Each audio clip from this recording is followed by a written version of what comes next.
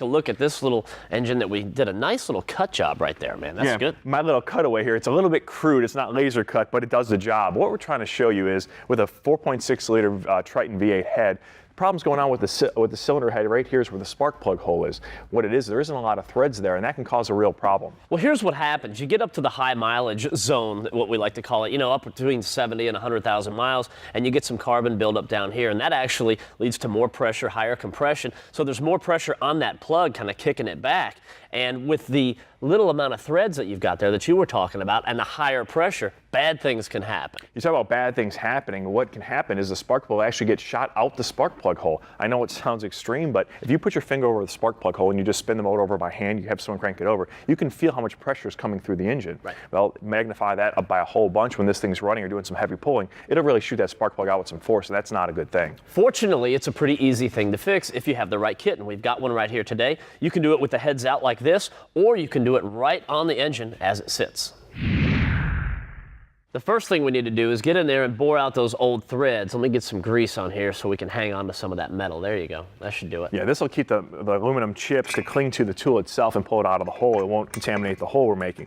The idea here is to remove the existing threads with this counter bore. What it'll do is keep turning till it hits a spot where it'll spin freely. We've gone deep enough. Now, using the grease on the tool itself is great because it'll pull some of the garbage out of there. Now keep in mind when you're doing this on the vehicle, you have to be really cautious because you can't have any of these metal chips getting into the engine for obvious reasons. So one thing you want to keep in mind is you want to make sure that if you've got the valve sitting right here next to the spark plug hole, this tool is going to protrude through the plug hole like that.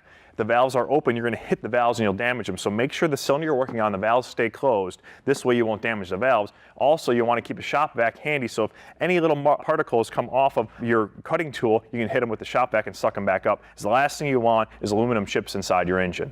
So I'm going to keep going here until we get these all cleaned out, and then we'll go ahead and ream out the hole. So that'll get down to the bottom once those threads are gone, and as you can see, now it's spinning freely, so he knows he's down as far as he needs to go. Nice and easy. All right, we'll get that out of there and change it, and we can take you to the next step, which is going to be that reamer. We can clean that hole out a little bit and make it a little bit bigger as well. So what we need to do is make the hole bigger with the reamer tool and actually put on the little the counter or the little edge for it to seat into that some of the original machining had problems with, didn't do in one of the factories. So what we can do is put this bigger insert in. To do so, we need a little bit bigger hole, and the ream's a good way to do that. Once again, Matt's using some grease on to pull out some of the aluminum the aluminum chips, so this will have a nice clean hole to work with. Keep it clean. There you go. Thank you, sir.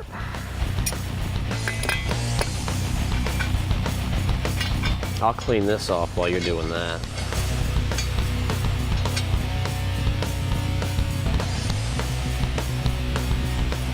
How's it looking? It's coming.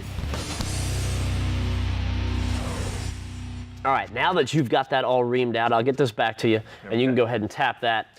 And we'll get that ready for this insert. Now this insert's gonna go in right there. You can see that's the whole goal of what we're doing. Now we talked earlier about the lack of threads right there. It's not only the lack of threads that's the issue, it's the fact that it's in the aluminum right there too. So it's easy to strip out and it can easily become a problem. I know you've done that on the race car, we've been talking about it. Yeah, that's scary. And that's real bad. So what we're doing is we're putting this little steel piece right in there on the insert. So you see the amount of threads right here, it's gonna be a lot more. These threads will secure this in the aluminum and that'll hold on, so we're gonna get a lot stronger connection. You know, a little tip for you guys at home, when you're tapping these holes, you might as well go a little bit at a time, pull it out, wipe off your tool and re-grease it, go back in again. This way what happens is you're not gonna load, it won't load up on you, plus you'll also have a nice cleaner thread, so you won't have an issue when you go to put the insert in.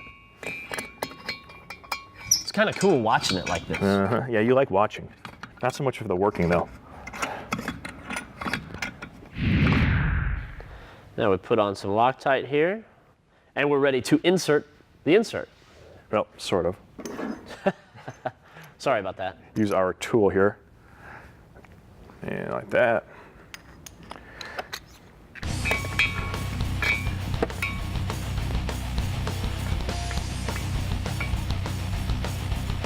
Down.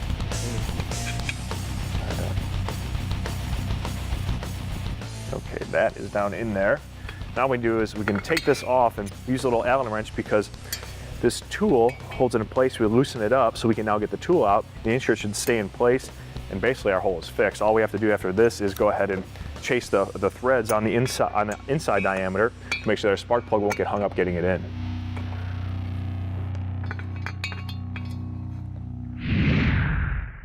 All right, the final step, a little cutting oil on that, on the thread chaser, and we'll be locked in. Yep, all we're trying to do is just clean out the threads here so our spark plug will go in nice and easy. It'll come out nice and easy. There'll be no burrs, and we will have no more cylinder head problems. All right, so the kit took care of this. That's one less thing we've got to worry about. We need to go to break right now. When we come back, we'll deal with some more issues that Ford owners deal with from time to time.